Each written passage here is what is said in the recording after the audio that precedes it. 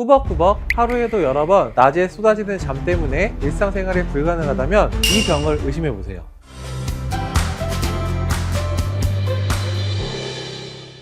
안녕하세요. 잘 지워줄게. 잠 못 드는 이들을 위한 수면 길라잡이 닥터지지 조영훈 원장입니다. 졸고 또 졸고 밤에 충분히 잤는데도 낮 시간에 참을 수 없이 쏟아지는 졸음 때문에 곤란한 적 있으신가요? 심지어 걷다가 혹은 대화 중에도 갑자기 잠에 빠져드신다면 어떠실 것 같으세요? 오늘은 이처럼 낮 시간에 과도하게 심지어 병적으로 쏟아지는 잠 때문에 일상생활이 불가능한 병 기면증에 대해 자세히 알아보는 시간을 갖도록 하겠습니다.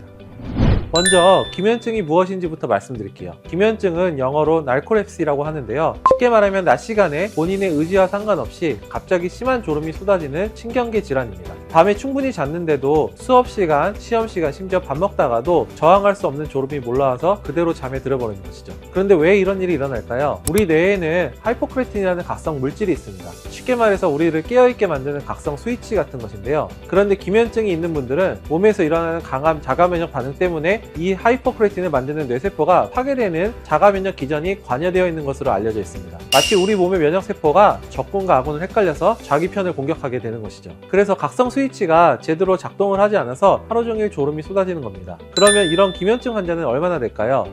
대한신경과학회에서 나온 연구에 따르면 국내 기면증의 유병률은 10만 명당 약 8.4명입니다. 희귀 질환이긴 하지만 우리나라 인구 5천만 명 기준으로 보면 약 4천 명 이상의 환자가 있는 셈이죠. 특히 주목할 점은 15세에서 19세 사이 청소년기에 10만 명당 32명으로 유병률이 가장 높다는 겁니다. 이렇게 젊은 나이에 발병해서 학업과 일상생활에 큰 지장을 주기 때문에 우리나라는 기면증을 희귀 난치성 질환으로 지정해서 산정 특례로서 관리하고 있습니다. 그렇다면 기면증에 걸리면 어떤 증상들이 나타날까요? 기면증에는 4가지 특징적인 증상들이 있는데요. 지금부터 하나씩 살펴보겠습니다. 우선 가장 흔하고 대표적으로 잘 알려져 있는 증상은 낮에 많이 피곤한 주간 과다 졸림증입니다. 아무리 밤에 충분히 잠을 자도 낮 시간 동안 참을 수 없는 졸음이 계속해서 몰려오는 거예요. 회의 중에 발표를 하다가 심지어 운전을 하다가도 본인의 의지와 상관없이 갑자기 잠에 빠져들게 됩니다. 이를 수면 발작이라고 하는데요. 대개 15분 정도 자고 일어나면 개운하게 깨어나는 특징이 있습니다. 그런데 문제는 조금만 지나면 다시 똑같은 졸음이 찾아온다는 것이죠. 다음으로는 탄력 발작이라는 증상이 있는데요. 이건 좀 특이한 증상이라고 할 수 있습니다. 친구들이랑 재밌게 놀다가 혹은 웃거나 아니면 기쁠 때 혹은 친구들이랑 싸워서 화가 날 때처럼 강한 감정을 느끼는 순간에 갑자기 온몸의 근육에 힘이 쭉 빠지면서 그대로 주저앉거나 쓰러지는 겁니다. 마치 실이 끊어진 인형처럼 힘없이 쓰러지는 것이죠. 다행히 그러한 증상은 짧은 편이고 수초에서 길어야 수분 정도 지속되다가 다시 정상으로 들어오는 특징이 있습니다. 세 번째 증상은 수면 마비입니다. 혹시 가위 눌림 같은 거 경험해 보셨나요? 기면증 환자는 이 가위 눌림을 일반인보다 훨씬 자주 경험합니다. 잠들 때나 깰 때 의식은 완전히 깨어 있는데 손가락 하나, 발가락 하나도 전혀 움직일 수 없는 상태가 되는 거예요. 숨도 잘 안 쉬어지는 것 같고 누가 눌러서 꼼짝 못하는 것 같은 그 무서운 경험 말이죠.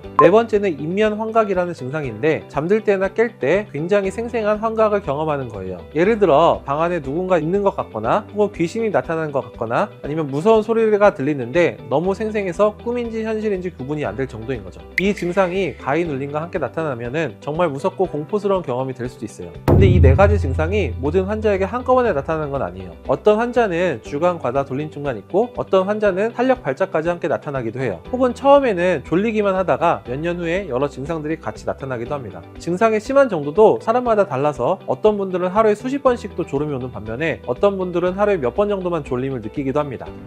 기면증은 크게 2가지 유형으로 나뉩니다. 바로 1형 기면증과 2형 기면증인데요. 그럼 이것은 어떻게 구분할 수 있을까요? 바로 탄력 발작이 있냐 없냐에 따라 달리게 됩니다. 1형 기면증은 앞서 말씀드린 탄력 발작이 함께 나타나는 경우예요. 감정이 격해지거나 그럴 때 갑자기 온몸에 힘이 빠지면서 쓰러지는 증상이 있는 거죠. 이런 환자들의 뇌척 수역을 검사해보면 각성 물질의 농도가 정상인의 3분의 1도 안 될 정도로 매우 낮게 측정됩니다.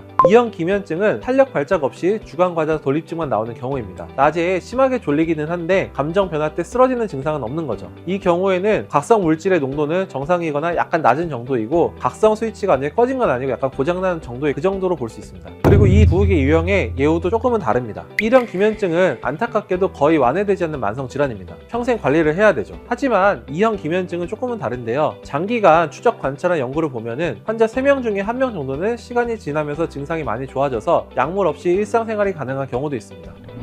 그렇다면 기면증은 어떻게 진단할까요? 기면증의 진단은 생각보다 좀 까다롭습니다. 단순히 낮에 졸려요 해서 바로 기면증이라고 할 수는 없거든요. 1박 2일 동안, 그러니까 밤부터 다음날 낮까지 수면 검사실에 입원이 필요할 수 있습니다. 일단 첫 번째 날 밤에는 일반적인 수면 다원 검사, 야간 수면 다원 검사를 받습니다. 수면 무호흡증처럼 낮에 졸음을 유발하는 다른 수면 장애가 있는지 이런 부분들을 확인해야 되기 때문입니다. 그리고 전날 밤에 충분히 잤는지도 확인해야 되거든요. 밤에 3시간밖에 못 자고 다음날 낮에 졸리다고 하면은 그거는 당연할 수 있는 거잖아요. 그래서 수면 다원 검사를 통해서 최소 6시간 이상 충분한 수면을 취했는지 확인합니다. 그 이후 다음날 오전부터는 다중 수면 잠복기 검사, 영어로는 MSLT라는 검사를 받게 됩니다. 이 검사가 기면증 진단의 핵심인데요. 2시간 간격으로 최대 총 5번 20분씩 낮잠을 자게 됩니다. 20분 동안 낮잠을 자면서 이렇게 5번을 반복하면서 두 가지를 측정하게 되는데요. 먼저 얼마나 빨리 잠드는가를 보게 되는데, 정상인들은 보통 10분 이상 걸리거나 잠에 못 드는 경우가 많은데 기면증 환자분들은 평균 수면 잠복기가 8분 이하로 짧게 나타나는 경우들이 많습니다. 그리고 수면 단계 중 꿈을 꾸는 렘수면이 얼마나 빨리 나타나는가를 보는데요. 정상인들은 잠들고 나서 80분에서 100분 정도 지나야 꿈을 꾸는 렘수면 단계로 들어가는데, 기면증 환자들은 잠들자마자 바로 렘수면으로 빠져듭니다. 5번의 낮잠 중에서 2년 후 짧은 시간 내에 렘수면이 2회 이상이면 기면증으로 진단할 수 있습니다. 추가로 보조 검사도 시행할 수 있는데요. 혈액 검사로 특정 유전자가 있는지도 확인해 볼 수 있습니다. 경우에 따라서는 척추 천자를 통해서 뇌척 수액을 뽑아서 하이포클레틴 1 농도를 직접 측정하기도 합니다.